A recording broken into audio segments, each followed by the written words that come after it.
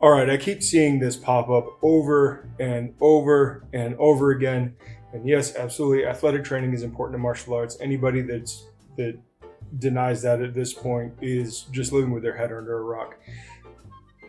Mel Sif did a terrible disservice to the fitness world with super training, where he decided to use the term strength completely inappropriately and far too broadly. When we use terminology, especially kind of important, measurable terminology, we want to make sure that we are using definitions that have kind of like let's say a scientific mathematical type precedent. And for a lot of these terms that we use in exercise and even in martial arts, we actually have scientific or engineering terms that actually apply, like standardized definitions that are used in the literature to measure these things. And that becomes an incredible reference point. For those of you that like some nerdy stuff, you can go check over at Jaxblade, I think his name is, and he's got some fun videos. I clearly don't always agree with him, but he loves to say the same thing that Mel Sif says. There's different kinds of strength. There's different kinds of strength. No, there's not. There is just strength. And then recently, Chatty, who again, I love his videos, especially not being a judo guy. It's kind of nice to see, some stuff outside of my experience. And Chatty has a couple of videos discussing exercise, and he is clearly not very well educated in the exercise literature and all of that. And that's not to say anything bad about him. He's just speaking out of turn a little bit. And one of the things we have to understand is like these definitions do actually mean something. So let's explain really quickly what strength actually is, right? So strength, if we are talking material science, strength is defined as the ability of a material to withstand force before deforming or failing. If you're talking about yield strength or ultimate strength, tensile strength, shearing strength, that kind of stuff, right? Because it's multiplanar. But the point is that it is the amount of stress something can withstand before it fails or before it deforms. And then when we look at like signals or even things like river flow and whatnot, you are then talking about the magnitude at a given point away from the source, away from the antenna and signals. And so we're talking the ability to withstand a force and the magnitude of the output. And those together, when we put those together in a human body, right, because we don't judge strength by just how much weight can you load at a given position. I mean, isometrics are cool, but that's not really how we judge strength. We actually judge it a little bit more here, right? How can you do it through a range of motion, right? Because humans are a little different than just materials or signals. And we actually rely on the good old school, every martial artist's favorite equation, force equals mass times acceleration. Strength in humans is force production, base strength, where we don't care about speed. All we care is that you get from one end of the range of motion to the other end of the range of motion with a certain amount of resistance. That is force production. You are accelerating mass through a range of motion. That's all, right?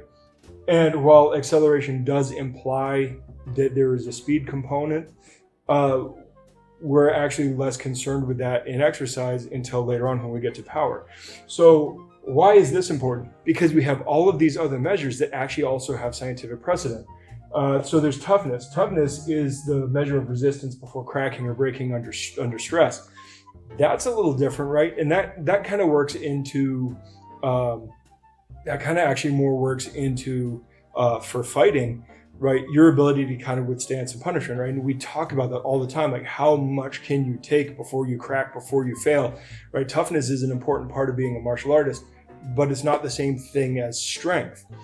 And then in materials endurance, they actually just rate it by fatigue, right? And how many load cycles something can take before something fatigues and then fatigue into failure. But endurance is generally the ability to resist fatigue. And then we also have work capacity, right? And work capacity plays off of this, which is force times distance, right? And that's your stamina. So now you have stamina and endurance and toughness all playing off of that. But it's your ability to apply force over a distance, or in the case of exercise and martial arts, oftentimes over repetitions, right? Which add up to distance mathematically. And that's pretty important too, but it's not strength. It is an application of strength, but it's not in and of itself strength. It's not how we measure strength. It's a different measurement entirely. And then we have power, right? And power is work over time. And that's an important one too, because now we bring back in that time factor, right? The acceleration was important, but then we also have the distance factor, right? So we bring that in to work over time. And work over time is extremely important, right? This power measurement is extremely important for things like your explosive capacity, your ability to move your mass or an external load from one position to another in a very short amount of time. And that's where we start actually caring about the time component, right? And that's where like Olympic lifting comes in, where gymnastics come in, where parkour comes in, where combatives come in, that kind of stuff. That's power. It's not the same thing as strength. It's related, but it's not the same thing as strength, right? So we have all of these things that work in. Now over here I wrote down speed and velocity, because a lot of people in the martial arts world think of speed and power as like diametrically opposed, and they're not, because speed is actually part of power, right? So if work capacity is force times distance and power is work over time, well, speed just doesn't care about the force. Speed only cares about the distance over time. And thus, we remove the strength component, just like in the force production, we kind of don't care about the time component. And then, of course, you'll hear people use the word velocity, and velocity does mean something different than speed because it applies speed in a specific direction. And that's also an important concept because speed in general is one thing, but speed in a direction is important for certain equations, especially when calculating momentum and collisions and things like that.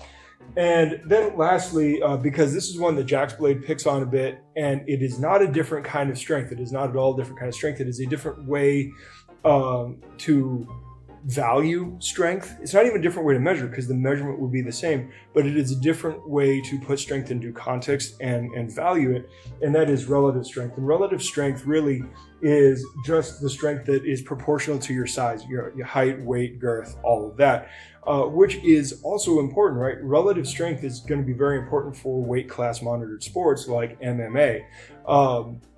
But in general, I mean, somebody who is stronger is still stronger, even if somebody has greater relative strength. And we see this actually, that relative strength diminishes as size increases.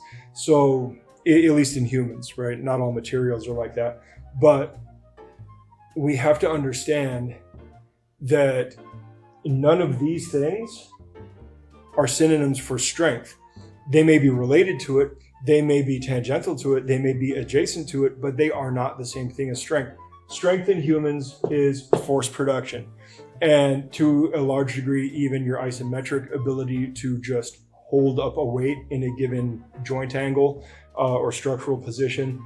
But as far as we're concerned, we're more concerned about your ability to move resistance, not just your ability to hold resistance, although that can be important as well.